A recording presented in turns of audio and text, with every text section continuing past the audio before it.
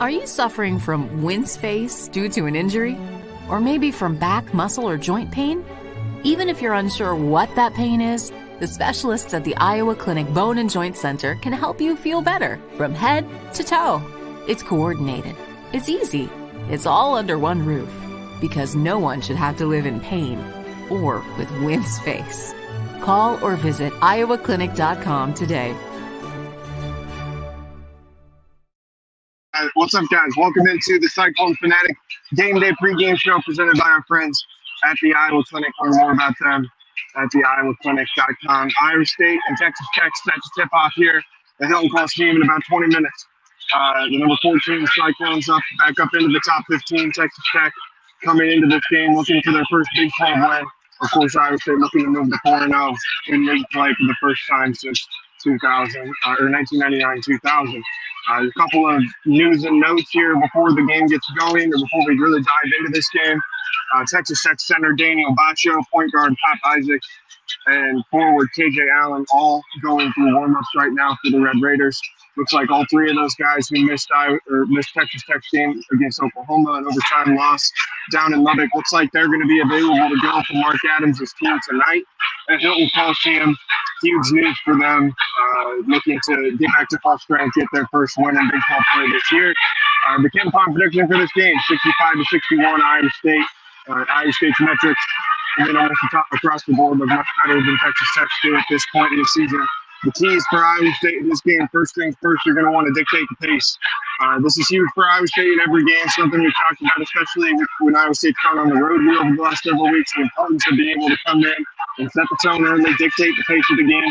Tech is going to want to play a lot faster. They're not going to play, they're not all of a sudden going to be the early 2010s Fred Woodward teams or anything like that, but they're going to want to play faster than what I think most people are used to seeing Texas Tech want to play. They're going to try and get out and run. They're going to try and be opportunistic when they're able to create some turnovers. Keep an eye on that. Iowa State going to try and slow this thing down, try and play the game at their pace. Texas Tech comes into this game with the league's worst turnover percentage. That means there's going to be turnovers there for the taking for Iowa State.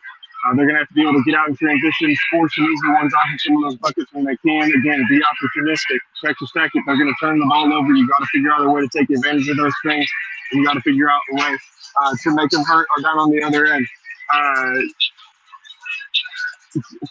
You can't let the stars get loose. Sorry, I kind of lost my train of thought. I have people trying to talk to me up there, but you can't let the stars get loose. That's Kevin O'Banner, that's Davion Harmon, that's Pop Isaac, all three guys that are capable of really filling up if they can get hot. O'Banner put up over 25 last week against Kansas. Harmon's a guy who we've seen it in a couple different schools, started his career in Oklahoma, can really fill it up. Went to Oregon, had a couple good years. Now he's back to Texas Tech.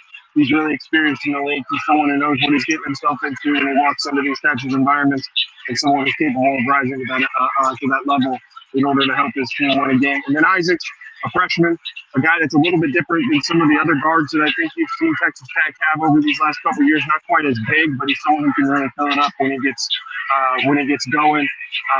Again, he doesn't really fit the mold of what you would think of a Texas Tech guard to be. He's not quite as stout, I guess. I would say. He just doesn't seem to have that same kind of build that you would have gotten used to seeing Texas Tech's backcourt have.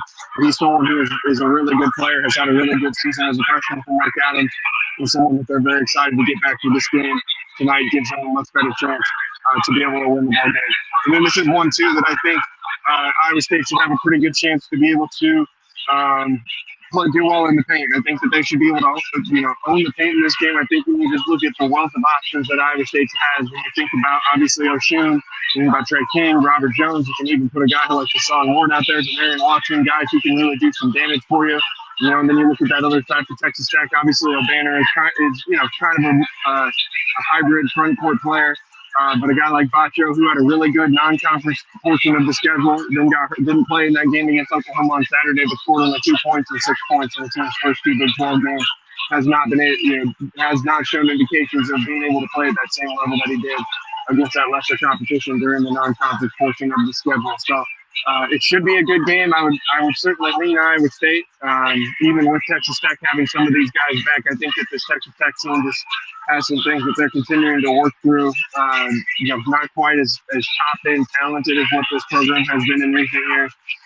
But I think any night when you're in the Big 12, it's going to be a good one, as exhibited by even this game that's going on right now up on the big screen with Oklahoma State on the road in Manhattan, the 25-23 lead over Jerome Tang and his team. So thanks again to the Iowa Clinic for being the sponsors of the Cyclone Fanatic Game Day pregame show.